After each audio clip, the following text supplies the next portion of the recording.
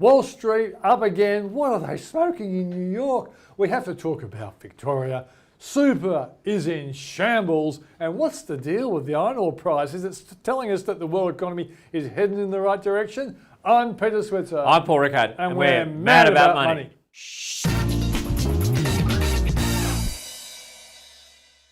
Paul, I get up every morning. I'm looking for red on the screen, and all I'm getting is green on the screen in New York, Wall Street, Dow Jones up over 500 points. What's going on? I think there are a lot of people like you, Peter. I'm the same. I'm expecting as it's sort of a bad night, and you get the green in the morning, you go, hey, these guys either know something or they're smoking something or they're just super positive Yanks. Yeah, I don't know. Yeah, I love it. I love it. But Paul, more positive than positive Pete. That's right. More positive than positive Pete. Look, the bottom line, I think, is they must really believe a vaccine is going to come along and just make everybody think, oh, it's not as bad as we thought. Yeah, I mean, remember we were in a big, strong bull market. We've been in a decade-long bull market. This came arguably from left field. I think you're right, Peter. I think they do think there's a vaccine. This is going to be something that can be controlled. It might be 6 months, might be 9 months away, but equity markets look long-term. We know that the Fed's providing enormous financial support. There's more stories this morning that they're now thinking about the yield curve and what they have to do to control the yield curve. So, the Fed's going to be there. They're more supportive, and I think all the news we get about vaccines, Moderna this morning, they've got some antibodies have come through or something. So the US believes there's going to be a vaccine. Hamish Douglas from Magellan, he's holding 15% cash, and he's really nervous. Paul, where do you sit? Are you nervous about a big sell-off, or just you think there's overdue for a pullback? I think it's overdue for a pullback, Peter. I don't think we can get a big sell-off, but what I do think is that the time frame to a vaccine is longer, and the economic damage is going to be harder. We're not getting a V-shaped recovery. I just don't believe that. So it's more U-ish or L-shaped, depending what you want. It's going to be harder for companies, and there needs to be a bit more balance. But if the Yanks can hold it where it is, eventually, the quasi bears like you and I will cave in, and this market will take off again. Don't think we're just at that turning point, but the longer it goes on with days in green, the harder it's going to be to maintain any sense of bearishness. And ladies and gentlemen, it's the first time in my whole life I've been called a quasi bear. A quasi bear, he's cold, folks.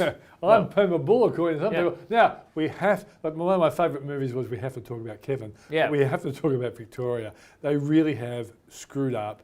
Do you think the whole state should be forced to mask up? And then maybe New South Wales, we should mask up as well, because 77 suburbs have been banned from Queensland. I think there's a couple of people now saying we have to learn to live with the virus, right? It's going to be here for some time. The suppression. Gutsy Gladys said that. Gutsy Gladys said that.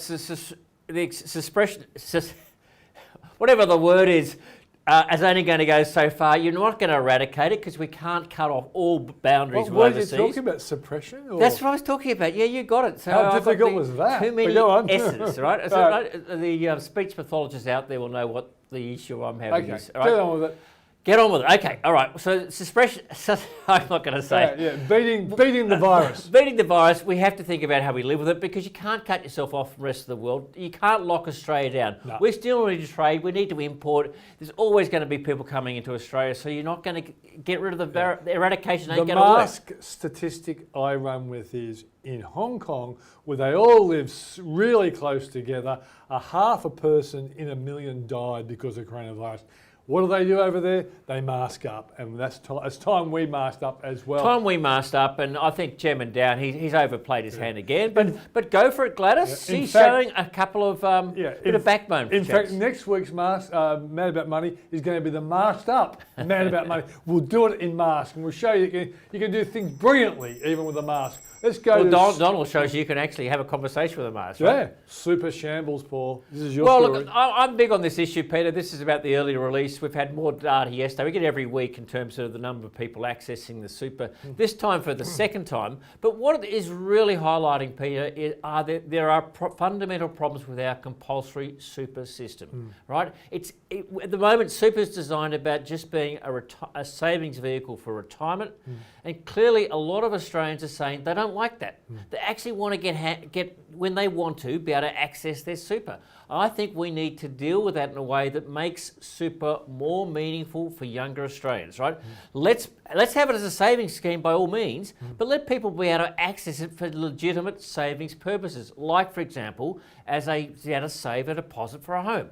I think if you give super some relevance, it will resonate a lot more strongly with people that have got 20 or 30 or 40 years to retirement. And at the moment, they are voting with their feet to get their money out of super. That's what the statistics are telling us. That's what the industry doesn't want to talk about, right? It will kill their future nest egg if they don't use the money, say, for a deposit for a property or to buy some really good quality stocks. And we know that, Peter, but we're part of the financial, I won't say the elite, but you know, we understand all about the importance of compounding and how just important, you know, a tax-effective savings vehicle like super is. But despite what we think, people don't like the idea of waiting that long for their money, and they want to be able to use it when they need to. We've got to get over that and say there are other reasons why people should save, and maybe we've got to think about how super is actually given that becomes that vehicle. I'm with you on one point. That's good. One is better than zero. If the money is used for useful income generating purposes now, which they can access, maybe eventually go, you know, to do important things in life like paying for kids' school fees and whatever. Yeah, fine. I understand that. But the bottom line is, superannuation is a really good system, and the use of this money will be good for the economy now. There will be long-run consequences if people don't put it into useful things like buying a house or whatever. Okay, finally, what's the deal with iron ore prices? Well, iron ore price almost about $110 US, still a function of what's going on in Brazil and the virus and the problems at Vale. They're the biggest producer of iron ore. It's knocked out one of the biggest producers. Well, Vale is the biggest producer. They actually produce more. They're bigger in terms of production than either Rio or BHP or Fortescue. Huge. Right? And so they're still producing, but their production has been severely curtailed. That's what's going on with the iron ore. I don't know when this is going to end, Peter. I've always said that the way you should play the iron ore miners, BHP and Rio, is largely index weight, right? So hard to predict the iron ore price. I've given up. But for those of you, who haven't got, I think you've got to be a core part of your portfolio. They're great companies. They are being well run. They're not doing crazy things. And if the price keeps going up, their share price is going to go up. But they're also saying that the people who work out what the iron ore price should be are saying that the demand from places like China is going to be so big that the world economy is going to be okay in 2021. Well, look, I think you're right. You can take the positive spin on that, and I think there's something in that, Peter. Clearly, China is as are most governments are stimulating, right? And so they're going to pump a lot of money to keep the wheels turning, which means more iron ore to produce steel, to build highways and build buildings. Those wheels we made of steel. Yeah, and that's all going to keep going. So I think if you've got BHP and Rio and Fortescue, you hang on. But do you buy them now, Paul? That's a hard question. That's the hard one, because we always liked them when they were lower down. Yeah, right? we liked them in the 20s. We like buying commodities when they're out of favour. But my point is that I'm not sure that if I would look, maybe you've got to have some, right? And if you haven't got any, you've got to get some. Play the trend a little bit, but the trend is still firmly up. And look, just go with the trend. The trend is your friend until it bends. I'm Peter Switzer. I'm Paul Rickard. And we're mad about money. Shh.